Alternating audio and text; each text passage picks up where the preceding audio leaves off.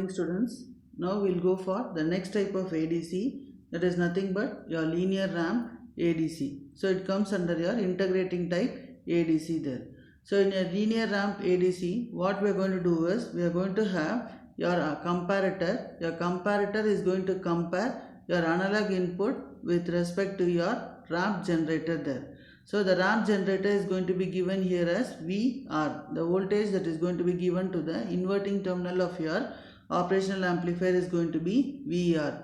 So here in this case, the output of the comparator is going to be, the voltage at the non-inverting terminal is going to be here VA, and the voltage at the inverting terminal is going to be VR. That means VA minus VR is going to be the output of the comparator. So if the output of the comparator is going to be VC, we will take it as the output of the comparator to be VC there. So if VC is going to be 1, that means that when the clock signal is also going to be 1, this AND gate is going to be enabled. So and the AND gate is going to be enabled, and whatever is going to be the digital combination of the switches, that is going to act as the digital output there. So here what we are going to do is, first initially you are going to have the analog input voltage to be given here. So suppose for example I am going to give here 5. Okay, my analog input voltage is going to be 5.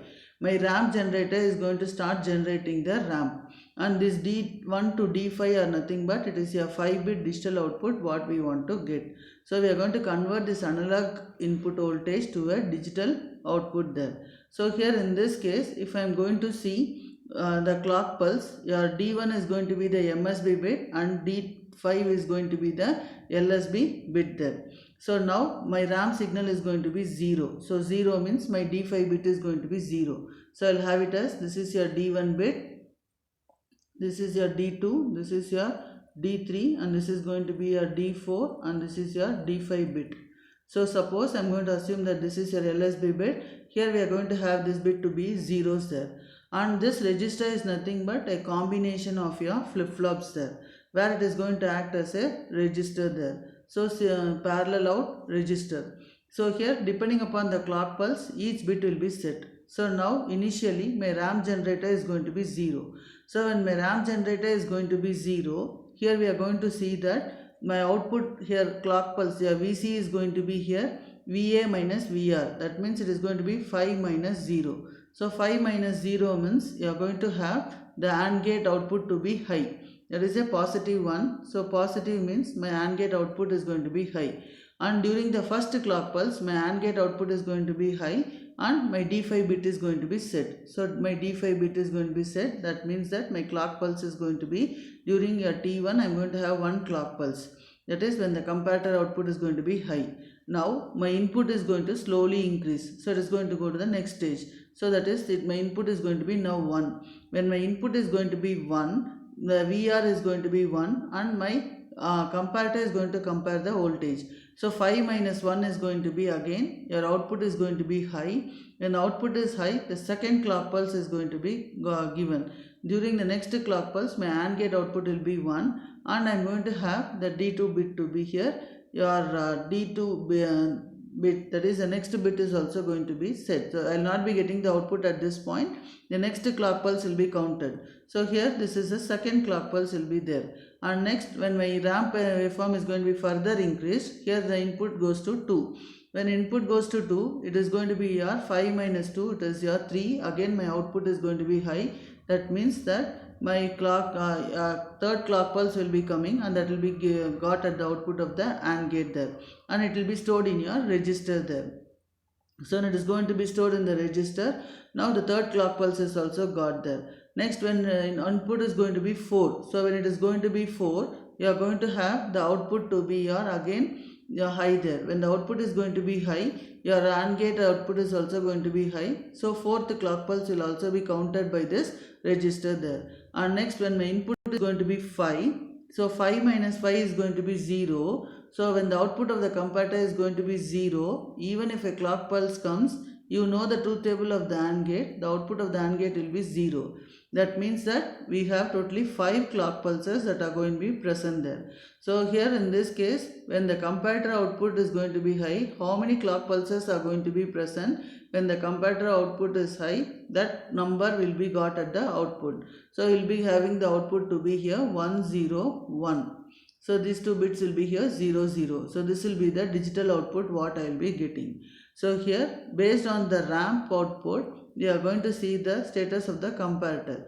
When the comparator output is going to be high, the clock pulses are going to be counted by this register, and at the end of the comparator output, that once and when it becomes 0, automatically my counting stops, and whatever is going to be the value that is going to be available in the register will be got at the digital output there. This is the operation of your linear A to D converter. So you can see here the block diagram for a 5-bit linear ramp ADC is going to consist of a counting register, which is going to be nothing but a cascade of flip-flop, then a ramp generator which is going to generate the linear ramp output waveform, and we are going to have a clock generator which is going to produce the triggering waveform with a precise frequency there, and an AND gate, a voltage comparator which is going to compare the analog voltage at its non-inverting terminal and the input voltage at the inverting input terminal, the ramp voltage at the inverting input terminal, and based on this comparison a comparator output will produce either a high or a low output voltage. So when the analog input voltage applied to the comparator is non-inverting terminal and the ramp generator output appearing at the comparator inverting terminal, then in that case the comparator output will be high when VR is going to be less than Vin. That means when my analog input is greater than VR, my comparator output will be high. When comparator output is going to be low, when VR becomes equal to Vin there. So the time duration T1 of the comparator is going to be high. Comparator is going to have a high output which is going to be directly proportional to the input voltage there. So here we say that the comparator output is going to be applied as one input for the AND gate, and the other input is going to be for the AND gate is going to be the clock signal there. So the clock pulses will pass through the AND gate to the counting register when the comparator output is going to be high, that is during the time T1. So at the end of the time T1, the comparator output switches to low state there. So when it is going to go to the low state, your AND gate cannot accept clock pulses and it cannot pass the clock pulses through the AND gate there. So the 5-bit counting register is going to be toggled during the T1 state, and it indicates the digital equivalent of the clock pulses which is going to be counted during the time T1. So we say that the time T1 is going to be proportional to the analog voltage, that is a Vin voltage. The register is going to contain the digital equivalent of the analog input voltage. So here we will see a problem there. A linear ramp ADC uses a 10-bit counting register and a 15 kHz clock frequency there. The register output is going to be all ones when the input voltage is 100 millivolts. Calculate the required ramp rate of change and the ADC conversion time. So here we are going to construct a 10-bit ADC. That means the N value is going to be 10 and the clock frequency is going to be 15 kHz, and Vin is going to be, the input voltage is going to be 100 millivolts. So they want to calculate what is the required ramp rate of change. So the ramp rate of change, for calculating it, first I should know what is going to be the one-step change there. So to calculate the one-step change, we need to calculate the resolution. So the resolution of the ADC is nothing but Vin by 2 power n minus 1. So here 100 millivolts divided by 2 power 10 minus 1, that is nothing but 100 millivolts divided by 1023. This is nothing but 1 LSB change is going to be the resolution of the ADC there. So in this case I want it for the rate of change. The rate of change is with respect to frequency.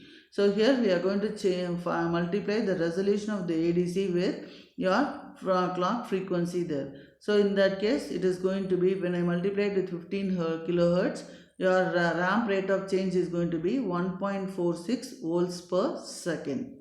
And next they have asked to calculate the ADC conversion time. So the conversion time of the ADC is nothing but 2 power n minus 1 by f clock. So 2 power n minus 1 is nothing but 2 power 10 minus 1, that is 1023 divided by f clock is 15 kilohertz. So in that case the conversion time is going to be 68.2 milliseconds. Thank you.